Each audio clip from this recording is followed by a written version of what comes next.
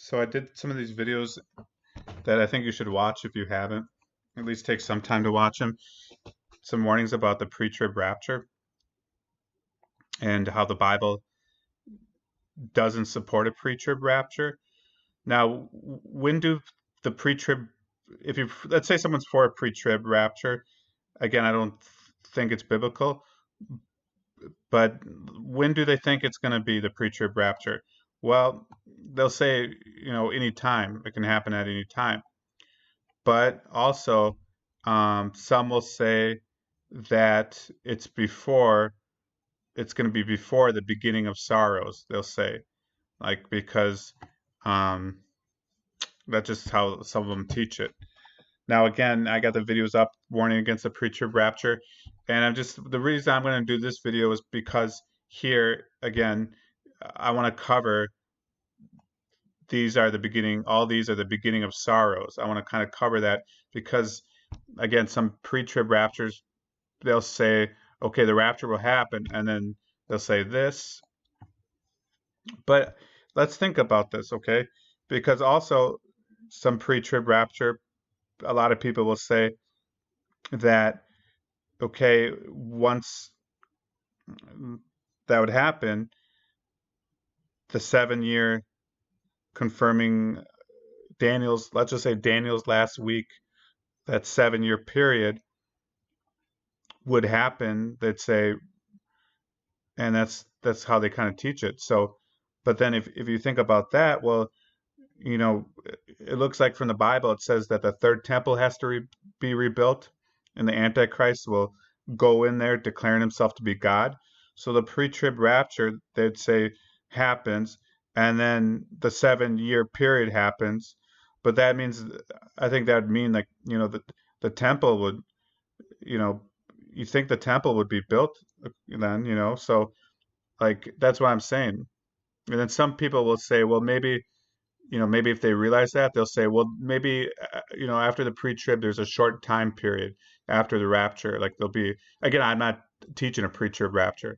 I'm trying to show you that, if you think about it, they say pre-trib rapture, and then the 7 year period happens, but then, the temple would be built, and we would see the temple going up. You know what I'm saying? Like, we'd probably see the temple going up, but they'll say the pre-trib rapture any time, and then the 7 year period happens. But then if you look at the last week of the Daniel prophecy, or the 70th week of Daniel, it's talking about, I think, the third temple being rebuilt, and I think, it's talking about a 7 year period.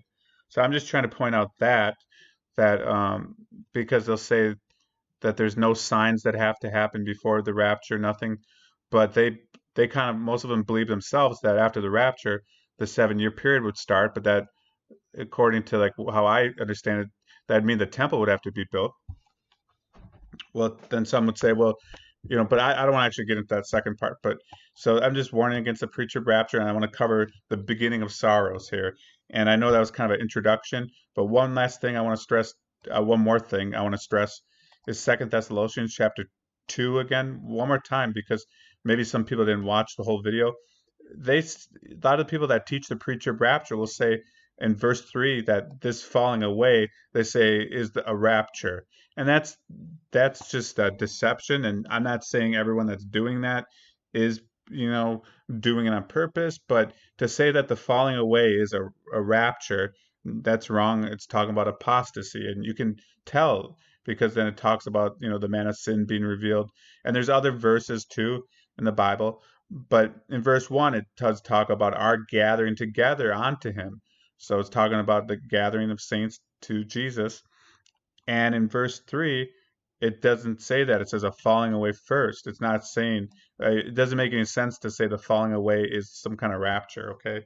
But the reason why they do this, I think some people, because they realize that the verse is saying that day shall not come except there come a falling away first, and that man of sin be revealed, the son of perdition.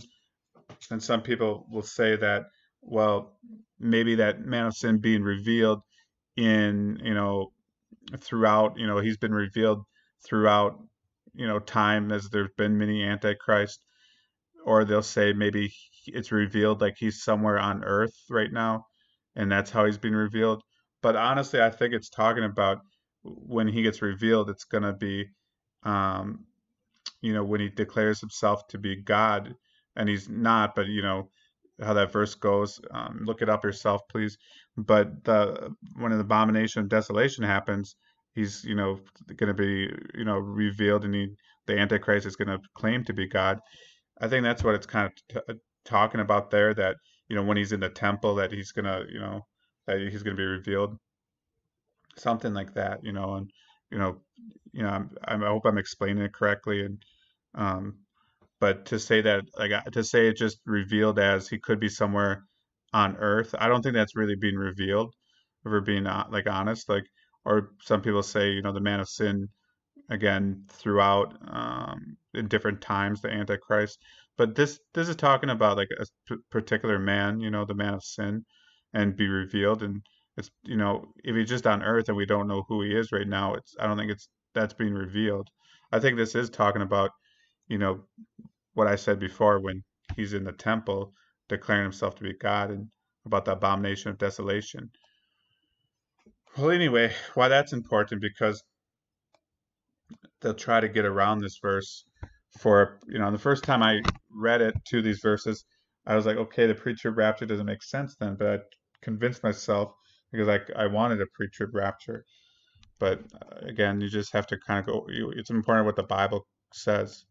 So the pre-trib rapture will say that it can happen any time, but usually that some say it'll be before the beginning of sorrows.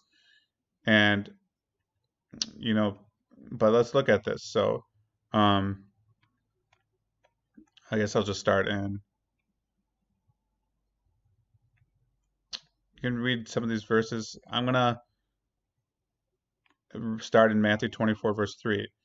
And another thing, if you watch my other video, that's kind of ties into this, and maybe I'll cover it or not. I'm not sure yet, but because I want to try to make the videos 20 minutes. And as he sat upon the Mount of Olives, the disciples came unto him privately, saying, Tell us, when shall these things be? And what shall be the sign of thy coming and of the end of the world? So before I go on, um, there's some teachers that will say, well, this was talking about the destruction of, you know, the temple in Jerusalem in 70 AD. But here, if you look at the whole thing, what I just read, or this part, and what shall be the sign of thy coming and of the end of the world. So it's talking about Jesus Christ's second coming. He is coming back, and the end of the world. So it's clearly talking about, the end times, or you could say the end of the world. Um, well, the second temple got destroyed, and some things, happened there. They're asking him, when's the end of the world, right? So then in verse 4, and Jesus answered and said unto them, Take heed that no man deceive you. And again, it's very interesting that 2 Thessalonians chapter 2, verse 3, let no man deceive you by any means. And that's very, very interesting, or you should be, I want to point it out, because, what do they say about this verse? The pre-trib, they'll say, that, again, they'll say that the falling away is some will say the falling away, like we just said, or I said, the falling away is the rapture. No, it's not. Okay. But, and then, here Christ is saying, let no man deceive you. And then that verse that we covered, that's a very important verse, with, I think, refuting the pre-trib rapture. It says, let no man deceive you, just like Christ said. Now, in verse 5 of Matthew 24, for many shall come in my name, saying, I am Christ, and shall deceive many. Now we look, and I just want to point out in Matthew 24, for there shall arise false Christs and false prophets, and shall shew great signs and wonders, insomuch that, if it were possible, they shall deceive the very elect. But, notice how it says, if it were possible, that they shall deceive the very elect. So this is going to come. You guys know that it's going to happen, right? And but that's in verse 24. So we're in 5. For many shall come in my name, saying, I am Christ, and shall deceive many. And there's some cross references here you can see that sometimes help. And Jeremiah 23:25, I think, is a good one. Um, whether it's all good. I've heard what the prophets said. They prophesy lies. Prophecy, they prophesy lies in my name, saying, I have dreamed. So, like there's a lot of people that say they have dreams and this is going to happen, or I saw, the Lord's return and it's going to happen here. I saw it in a dream, and I just warn against that. And well, the Bible does, and I think people can get caught up in that. But it says, that that there's false prophets. So now in verse 6, if you're still here, and we're almost getting to this, and I have to read these verses though. And ye shall hear of wars and rumors of wars. See that ye be not troubled, for all these things must come to pass, but the end is not yet.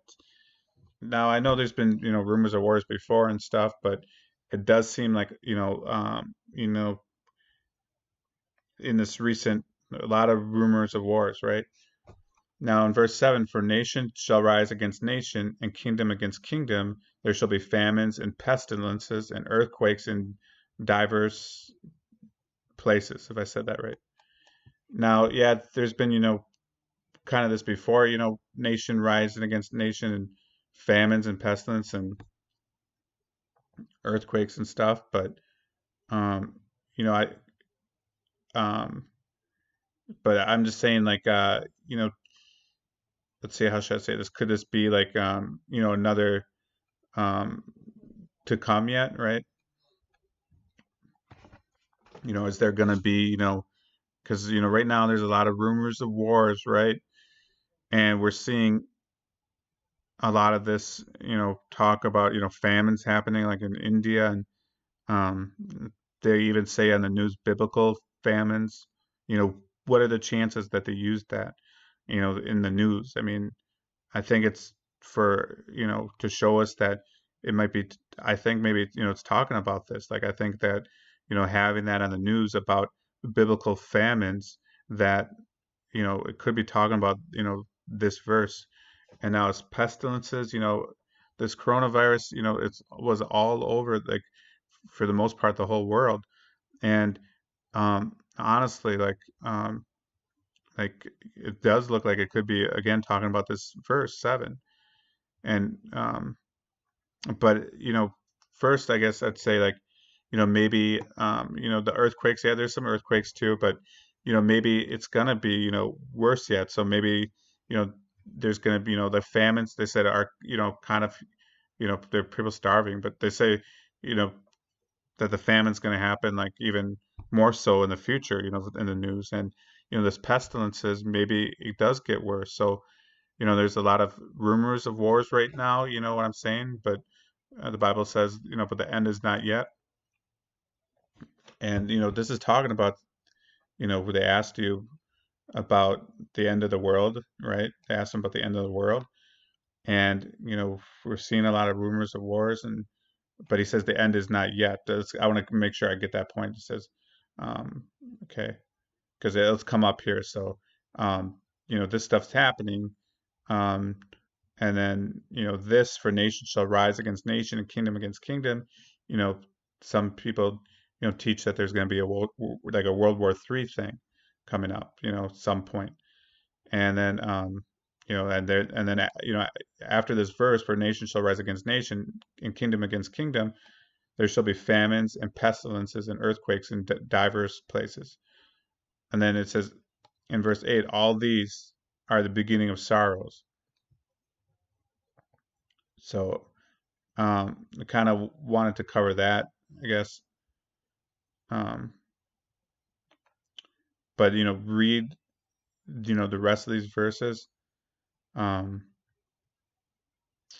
because it's interesting. I'm still kind of studying some of them, that's why I don't want to go kind of any further right now. And maybe it'd be better as a separate video. But I just kind of pointed this out because, I mean, you can tell me what you think in the comment section, or, you know, um, it says these are the beginning of sorrows. And, but, in verse 7, for nation shall rise against nation, kingdom against kingdom, you know, kind of saw that, it's someone say maybe in World War II, but we're still here. So I'd say that, maybe verse 7 still talking about, you know, well, it could apply to kind of what happened, but I kind of think maybe it's for the future too. I think it's kind of for the future yet.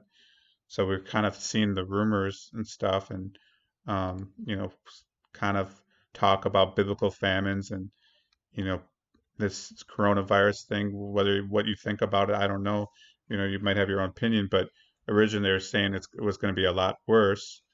But verse 7 it says, "For nation shall rise against nation, and kingdom against kingdom." And then after, in the same verse, it says, but it's after that part, right? It comes after that part in the verse. There shall be famines and pestilence and earthquakes in diverse places. And, if there was another world war, yeah, there would be, even more famines, and there would be more pestilence. And there, earthquakes too, with, maybe what's going on, with the weapons that they'd be using. And if that happens, the Bible says these are all these. Well, I mean, it will happen. Like the stuff the Bible says it's going to come to pass. And verse 8 says, all these are the beginning of sorrows. So it's just the beginning of it, the sorrows. So, just take that in mind, and again, the pre trib, because I kind of know some of this because studying it, they'll say, the rapture happens and then like the beginning of sorrows happens. So, if they think that there's, going to be a World War III, they think that it doesn't, like, that's why I'm saying, like, it's another reason to think that the pre-trib doesn't make sense because if they say the rapture happens and then the 7 year period happens, well, but then they say, well, it's going to happen before the beginning of sorrows. Well, then these beginning of sorrows is including what could be World War III, right? But then if that's why I never got it too, because it didn't make sense. That part didn't make sense looking back either, because they talk about World War III, and then what then the rapture happens, or I thought like about it, like it didn't make sense because then I was thinking, okay, you know but then they'll teach usually, because it didn't make any sense, because then you'd think you'd have to go through that, because again after the rapture, the 7 year period they teach, but the Bible says the beginning of sorrows, and they'll teach that it's before. So it's just a false teaching, the pre-trib rapture. And the more ways I can kind of show it, I think there's other ways I can show it. I'm not done showing it, but maybe you got a video, you could share this video, get the warning out. I think you know Joe Schimmel did a pretty good job of warning, better than I did, about the pre-trib rapture not being true. And even though it convinced me, well, it's like a person just has to just say what the Bible says. So I'm thankful that Joe Schimmel, you know, did that, where he's warning against the pre-trib rapture, because like the more people that do it, it kind of helps, because they might kind of explain it, where it might be, maybe you understand it a little bit better from someone else, and maybe that's just how they explain it, or maybe someone how he did it. He did a good job, where I think he really had a lot of people um, kind of get it, where the pre-trib rapture. But I mean, I'm all about keeping it kind of easy to understand, and because you could get into this kind of like um, back and forth, and it just goes from verse to verse to verse, and it could take I don't think we really need a big um, just go take it to Second Thessalonians chapter 2, and read the verse 3. I think that one verse would be. I mean, I'd include the other verse too, just so people know it's talking about the gathering together. But so again, I hope this video has been helpful, and if you got questions, I'm probably gonna keep kind of doing videos kind of regarding this, and I really do, again, take heed to this, that Matthew 24, the beginning of sorrows.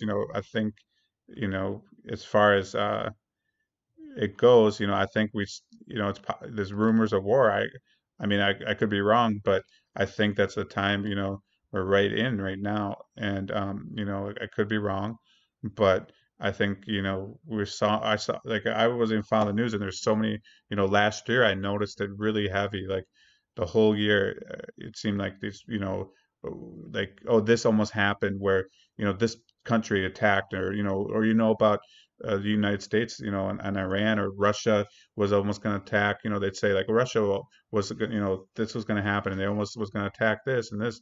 And it's like all over the place, and it's just not United States; it's other countries too, and China too, and like other countries that probably I don't even know about, as far as, because I really wasn't even trying to keep up with it, and that was like all last year. So like, next thing is the nation shall rise against nation and kingdom against kingdom.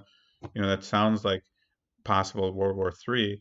And then, with this could be famines and pestilence and earthquakes in diverse places. And I know it's not like, a message that people might want to hear, that this would happen and stuff, but it just seems like that's what it's saying.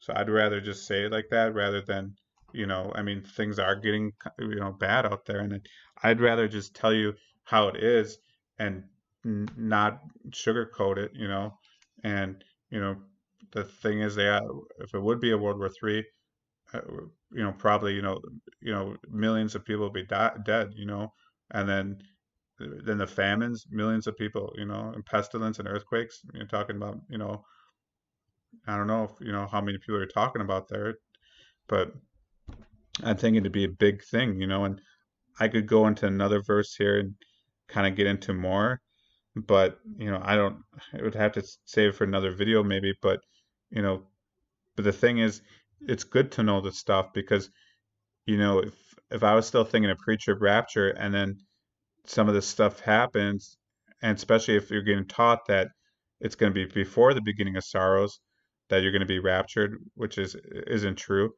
then all of a sudden this happens, people, you know, they're going to be wondering what's going on, right?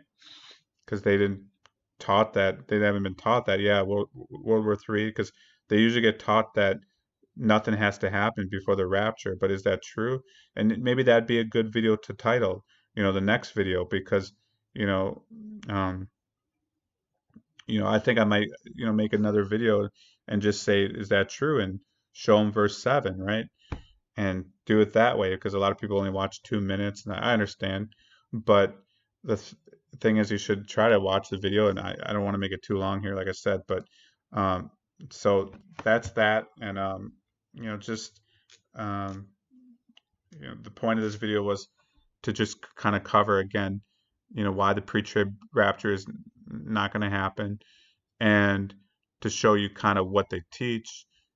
And hopefully you saw that last verse, that why it's important too, that a person doesn't get deceived by someone saying that it's a preacher of rapture. And again, I'm not saying people are doing it on purpose, and I'm saying there's some Christians that are going to be teaching a preacher of rapture, but either way, it's it's not going to happen, the preacher of rapture. So what to expect, probably, you know next maybe would be, from how I look at it, I could be wrong, World War, some like, like a World War III kind of scenario, and famines and pestilence and earthquakes and diverse places. But so just letting you know that. So, uh, but again, it's okay, I mean, it'll be okay, So you'd rather know this than think that not, it's better to know it than not to think it's not going to happen, and then it happens, and then all of a sudden you're less prepared for it or something, right? Possibly. I know video. So I hope you take the video good. I mean, because the Bible says, it talks about rejoicing in the truth. So all right. So I hope you can write in the comment section too, if what you think too, and but so have a good night, everyone, and um, you know and just praise goes to God for having the Bible and showing us ahead of time what's going to happen, so I mean, because it shows that he was cares for us and want to show us what was going to happen, so ahead of time. So It's, it gives us a warning. So, I'm thankful for that. Thankful to God that He gives us a warning about it.